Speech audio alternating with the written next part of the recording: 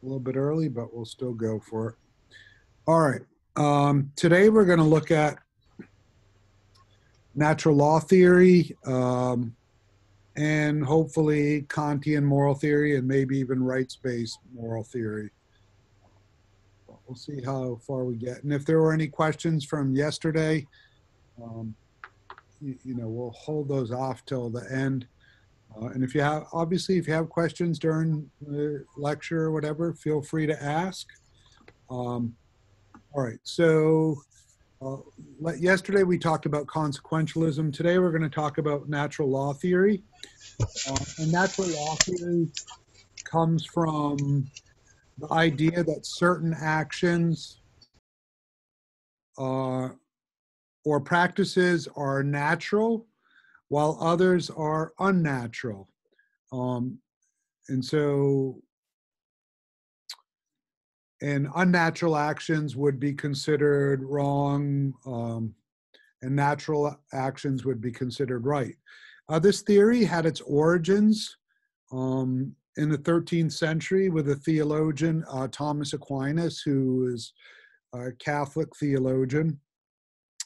And basically, Aquinas developed a sort of notion of objective truth, and the objective truth was grounded in human nature. Um, and so and the reason he developed this idea was because there are objective facts he believed that about human nature that determine what our what good consists in, and because more requirements have to do with the maintaining and promoting of human goods, these requirements, unlike rules of some club or game, are part of the natural order. And so under natural law theory, Aquinas developed a whole uh, schema of what he considered to be natural human activity or natural human behavior. And those things, he said, were different than what would be part of a game or a club or something. And therefore, if they were part of human nature and human behavior, they could be conceived as morally good. Now that obviously there are behaviors that humans do that aren't morally good, but that's sort of the framework that it comes under. And natural law theory is a values-based theory because right action, again, has to do with intrinsic value. Um, and so Aquinas said that there were four basic intrinsic goods. And they were human life, human procreation, which also included raising children, human knowledge, and human sociability. Uh, and this value has to do with associations, meaning friendships, social organizations, political organizations, etc. And so he believed that these four things were intrinsically good, and that at all cost we had to protect those things. Um, and so the destruction of them was inherently evil, based on Aquinas's view. And these form the core of natural law theory. Um, and the first two have a direct connection to environmental ethics. So according to natural law theory, it is essential to protect human life above all else. It is also essential to procreate. Um, and so these two things are connected, obviously, to environmental ethics, and not just because protecting of human life and procreation are essential goods, but also environmental ethics. You know, what we do to the environment can damage human life, it can prevent human procreation, and so forth. And so that's one of the main ways that natural law theory connects to environmental ethics. So the harming of human life through polluting the air, the water, etc., would obviously be a violation of natural law theory, and things that we do that would prevent procreation. Obviously, chemicals in the food system and so forth that might cause problems with people being able to produce children or so forth could also falls into this same category. All right.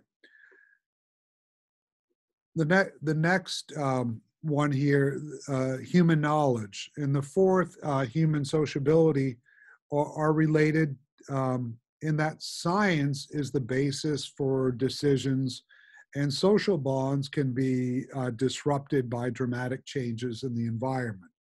So again, the way these two relate to environmental ethics are in that science, obviously, one thing I didn't say at the start of this course is obviously the whole conversation about the environment, climate change, and so forth is a politically charged conversation in the United States, not necessarily globally and not necessarily in other countries, but it is in the United States. And one of the reasons it's politically charged is because often people question the science behind climate change and environmental sustainability and so forth. And so that also, in this case, relates to how natural law fits in, because if you're undermining or questioning scientific knowledge or the value of science, you're also potentially undermining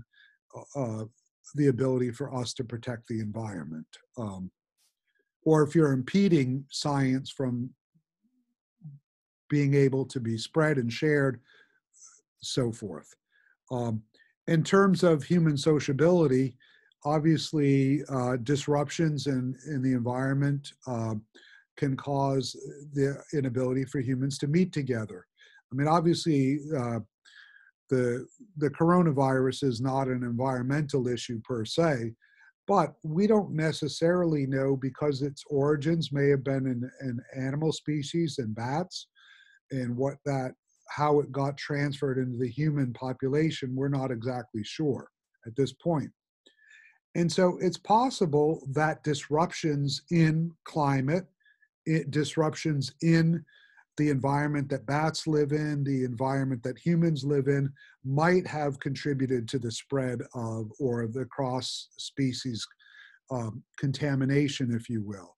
And so that's another way that environmental ethics can impact human sociability, because obviously now with the global pandemic and people being forced to stay indoors and shelter in place, our ability to relate to other people is being severely constricted and limited.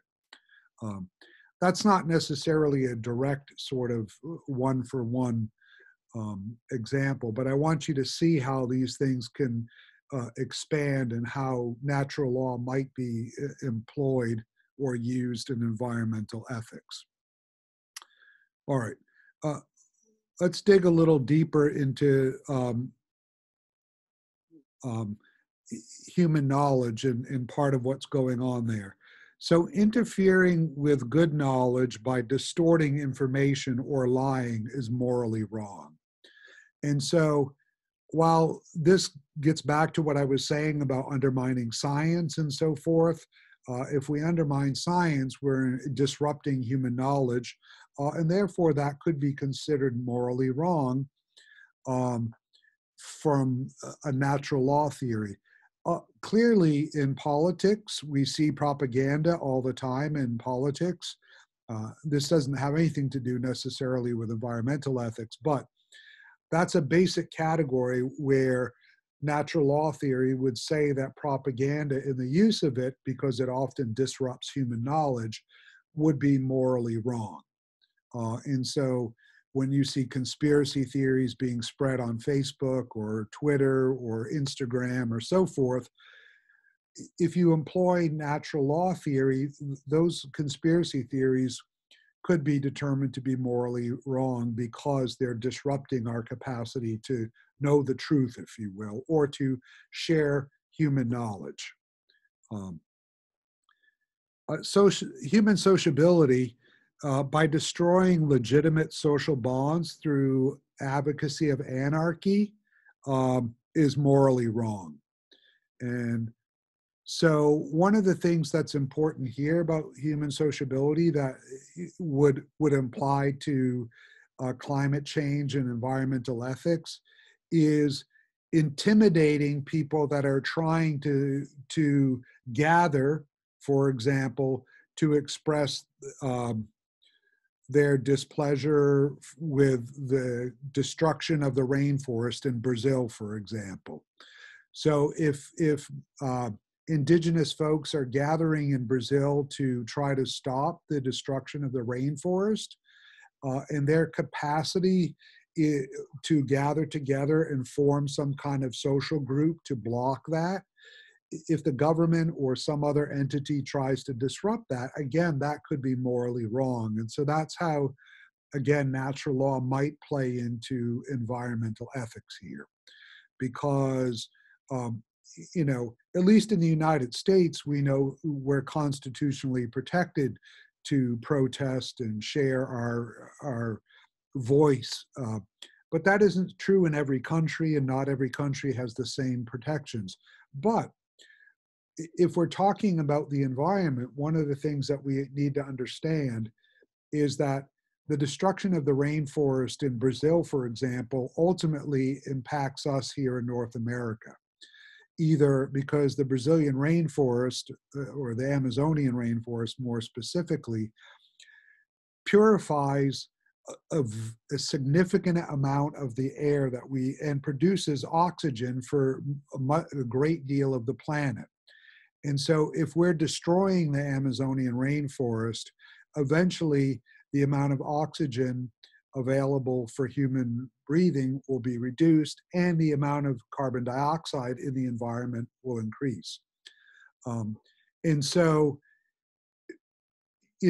whether you think it's good or not for indigenous folks to be protesting the destruction of the Amazonian rainforest, for example, you can see how protecting their right to do that has a direct link to our own livability in the United States. And so whether their government constitutionally protects that or not, we should advocate for those things. The same thing would be true in China.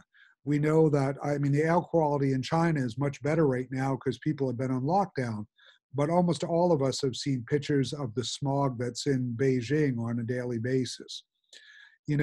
Eventually that smog floats through the atmosphere, and it will eventually, the worse it is and the more it accumulates in the atmosphere, it will eventually cross borders, and it doesn't recognize national boundaries.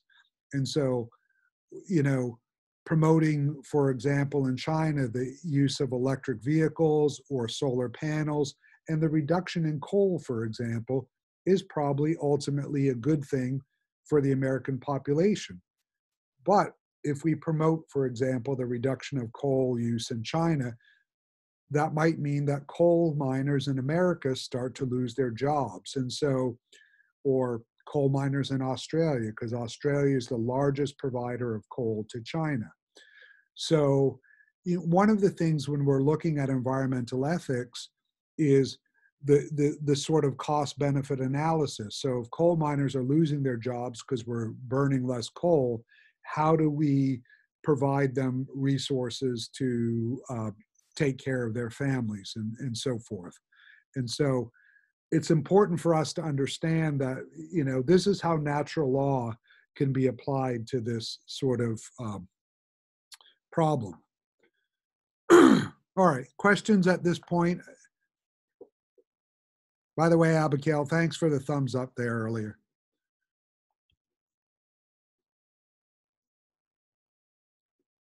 Okay.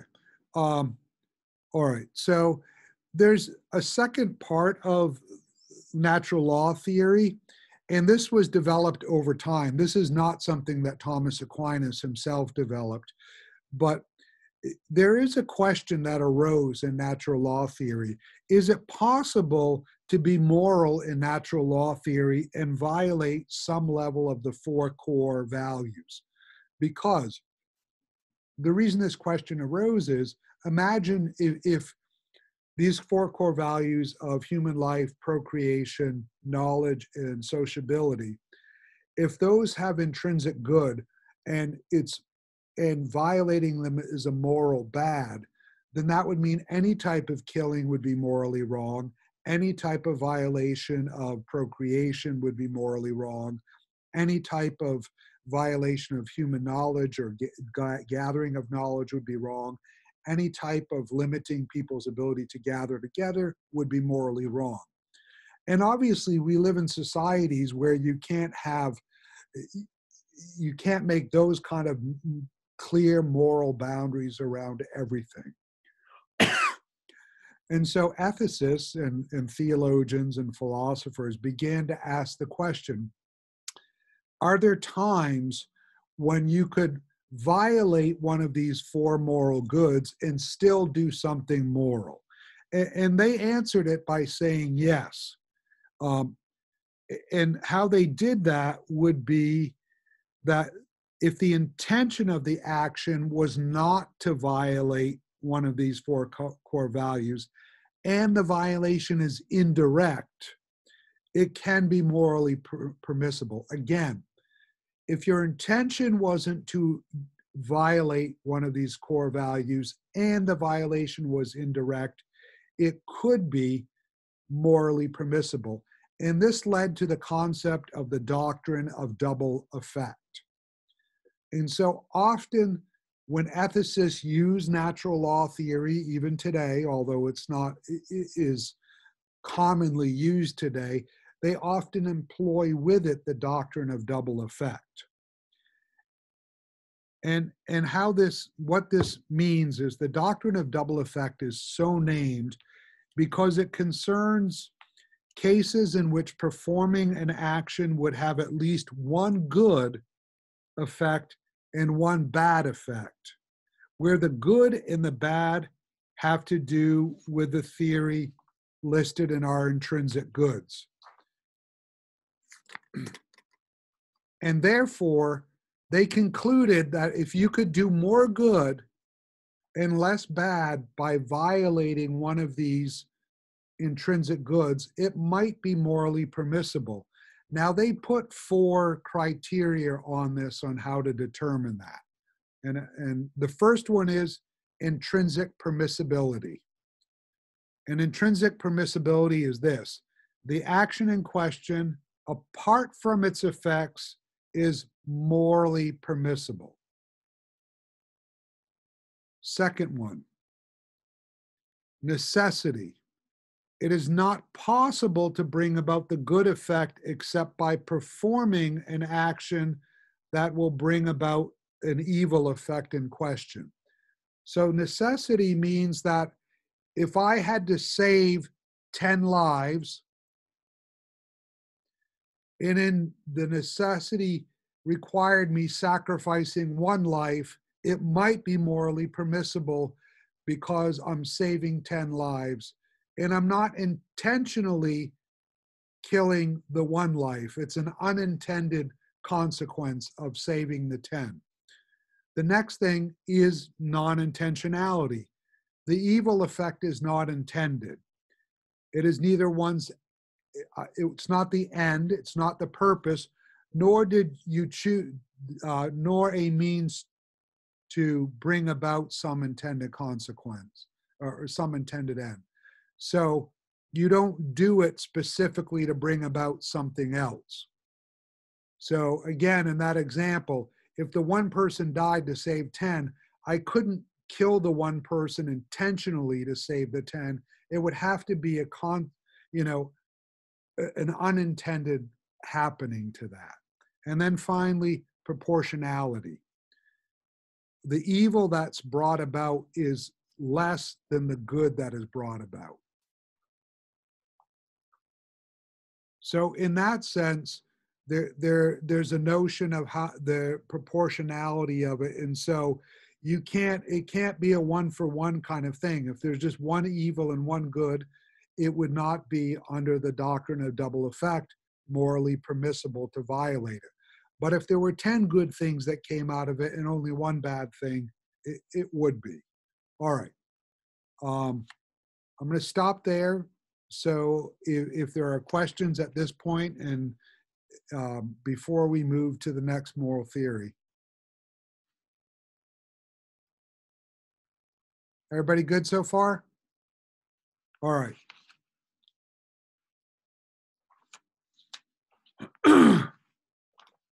All right, Kantian moral theory.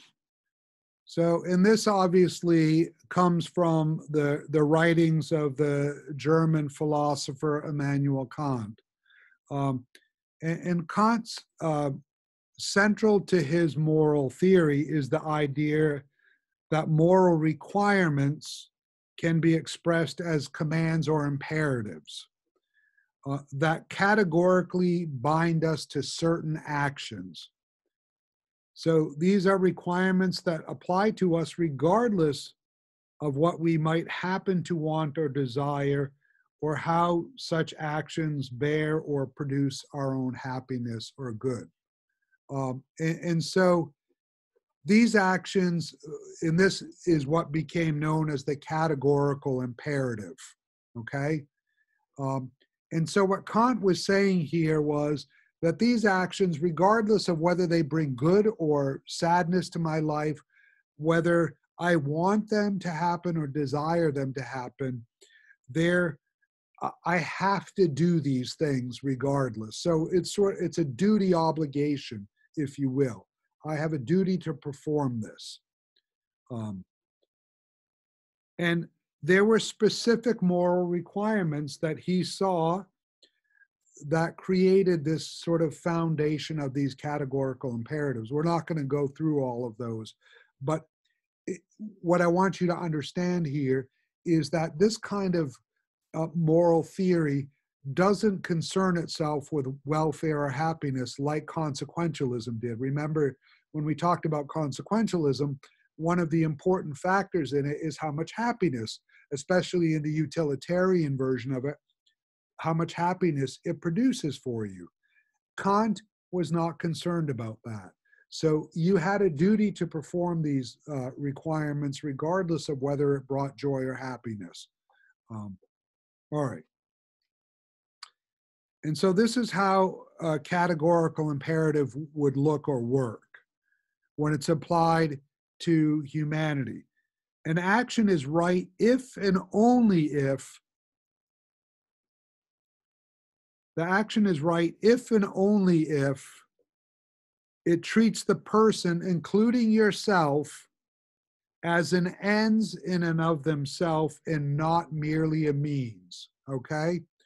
And so what that means is and this will be a perfect example of human trafficking.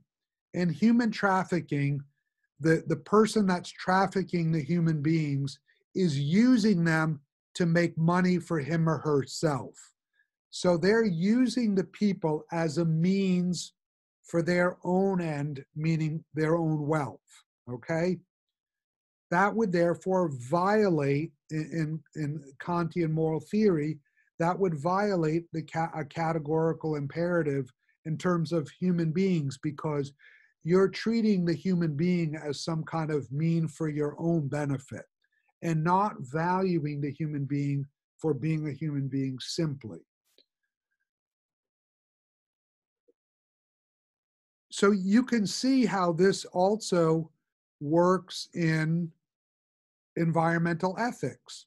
If we look beyond simply just human beings and we look at plants and animals and the entire cosmos, or at least the planet itself, if we're simply using plants or animals or creation, the earth, for a means to our own benefit, we might be violating a Kantian the moral imperative, because we're not valuing the animal, the plant, or the earth itself for itself.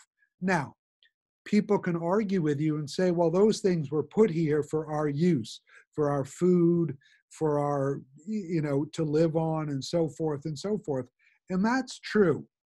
So we might not be able to take this to its maximum point, but you can see how in this model, one of the things that is important about this is that if you use Kant's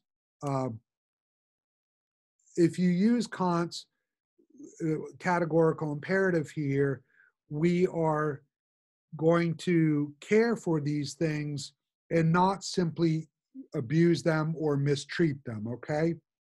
So we might find a way to say, well, yes, we need to eat, right? I mean, if we don't eat, we die too. So how do you sustainably eat? So that might be a question that comes into the Kantian moral theory. How would you sustainably eat? It also might, Well, well, what's that? well, Go ahead. there are different ways that you can be able to like eat, and there's a lot of choices. You could either go to the store, buy some food, or you can grow a garden and make food of your own, or you could. There's a third way. It's hunting. Sure. Eh, Yeah, and one of the things, right, but the question is like if you're going to look at Kant's sort of question here in this regard for environmental ethics, how do you do those things sustainably? So you might say that hunting is moral as long as it's sustainable and you're not just killing, tens of thousands of animals just for the sport. So Kant would say that like big game hunting, like killing elephants or lions or tigers, is immoral because you're using the animal purely for your own satisfaction, okay? That would be an example of how hunting for that model would be immoral, but hunting for food might be moral, okay? All right, let's move on here. Um,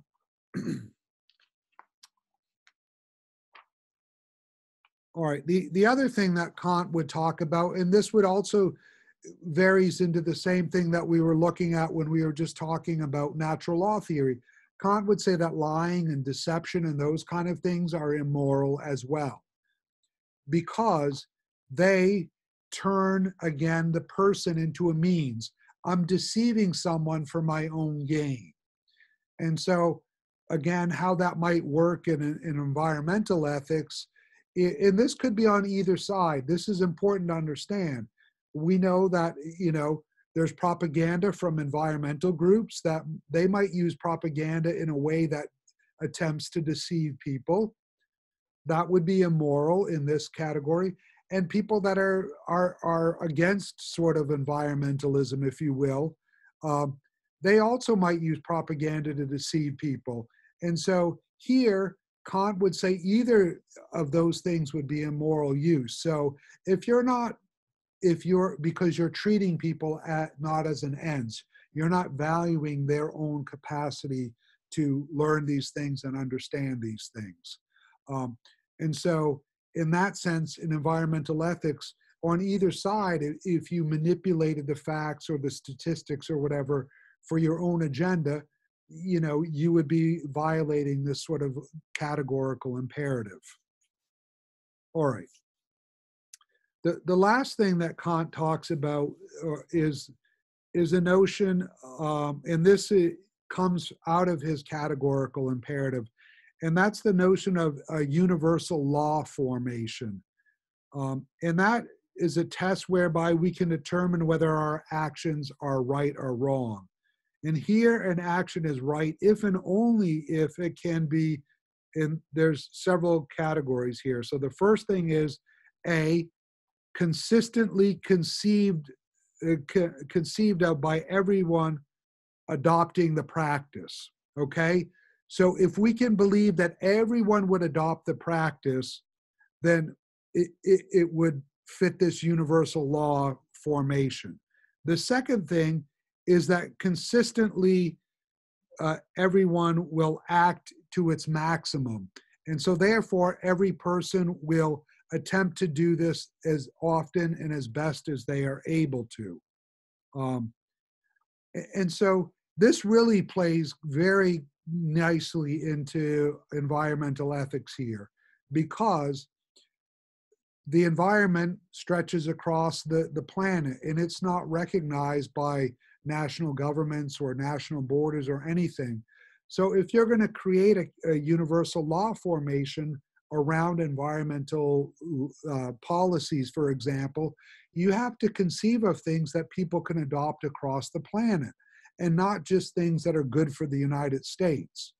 I mean, it may be great for us in the United States, for example, to drive uh, more fuel efficient cars. But if in India they're still driving inefficient cars, then eventually the good things we're doing here are going to be outweighed by the bad things in India. And so, how do we create policies that people in India can adopt and people in the United States can adopt? You know, and so this becomes sort of a larger question then when you look at environmental ethics. You can't just do it from an individual country perspective. And you see that might again violate this sort of categorical imperative, because we're adopting things for our own purposes and uses, but we're not concerning ourselves with the broader humanity. And so, we all know that the US consumes about 80% of the consumable goods on the planet, which means that the whole rest of the planet only consumes 20% of consumable goods. And so, our use of resources is out of whack compared to our size and the size of the planet. And so developing policies where we share those things more equitably would fit into a Kantian moral theory. Does that make sense to folks? Okay. Any questions here? Are we good so far? All right. Rights-based moral theory. Okay. So rights-based moral theory is not about right or wrong action. Okay, this is important. Rights-based moral theory is not about right or wrong action, but rather about right. For example, the right to life. Hence, one can believe that certain actions are right or wrong without believing these things are called rights, okay? And so, one of the most famous things that we can talk about here, and a perfect example is this quote that I'm going to read to you. We hold these truths to be self-evident, that all men, or now we would say all people, are created equal, and that they are endowed by their creator with certain unalienable rights. That among these are life, liberty, and the pursuit of happiness. That to secure these rights, governments are instituted among people, deriving their just power from the consent of the governed, meaning us. And that whenever any form of government becomes destructive of these ends, it is the right of the people to alter or abolish this and institute a new government. I won't go on with the quote, but you notice here, that's the definition of rights-based moral theory, those opening lines there that our founding fathers and mothers in America adopted. And they instilled those they believed that those came to human beings regardless of their status. And so that's what rights-based moral theory is grounded in. So Even when it's based on the preamble of the U.S. Constitution. yeah, because the important thing to keep in mind there is that also the United Nations Declaration of Human Rights adopts the same kind of thing.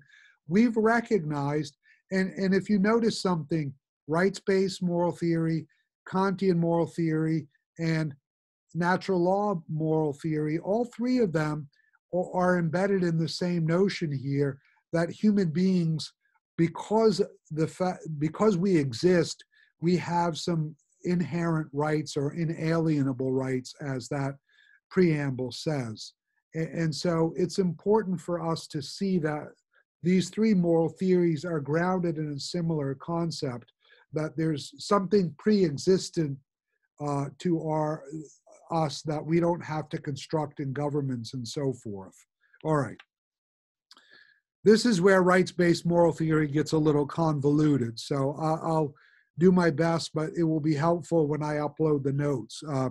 There's four sort of basic understandings in rights-based moral theory. And these basic elements are this. There is a rights holder. This is element number one. There is a rights holder. And the rights holder is the party who has or holds the rights.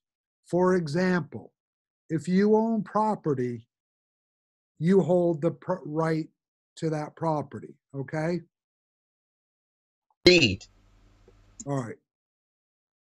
Now, because we're doing environmental ethics, there are people that extend this to environmental ethics, and they would give rights or restrict rights to animals and plants and the earth, okay?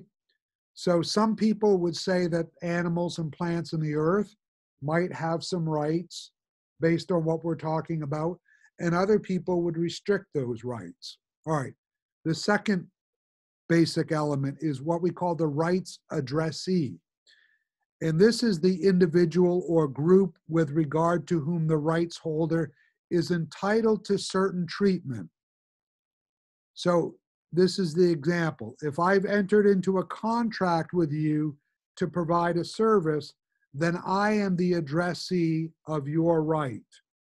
You are entitled to demand that I provide you a service. So if we enter into a contract to buy and sell a house, you have the right to demand that I sell that house to you if we've entered into a contract, okay? Or if we've entered into, I'm your landscaper and I stop showing up to provide landscaping, you have a right to demand that I come and do that. So that's the rights addressee. Third thing, the content of a right, which refers to whatever action, states, or objects the rights concerns. The right to freedom of expression differs in content from the right to life, okay? So again, the right of freedom of expression differs from the right to life. So both of them are rights, but the content of them differs. And then finally, number 4, the strength of the right. A right is a claim on others that has a certain degree of strength in the sense that the stronger that the right is, the stronger the justification needed to defeat the right in question. For instance, some hold the view that non-human animals, as well as human beings, have a right to life. Suppose this is correct. It may still be the case that the right of life of a human being is stronger than the right of life of said animal. Does that make sense? And so the perfect example here would be, a lot of you are pet owners, I presume, or have had pets in your life in the past, or you might want to be a pet owner someday. You believe that your pet should be treated humanely and not abused and so forth and so forth. And therefore, you believe your pet has some rights to the way it's treated. But if someone were coming into your house and threatening to kill you or your pet, which of you would have the stronger right to life? In the model the example as I framed it earlier, would you or the pet have a stronger right to life? I believe the pet, because if the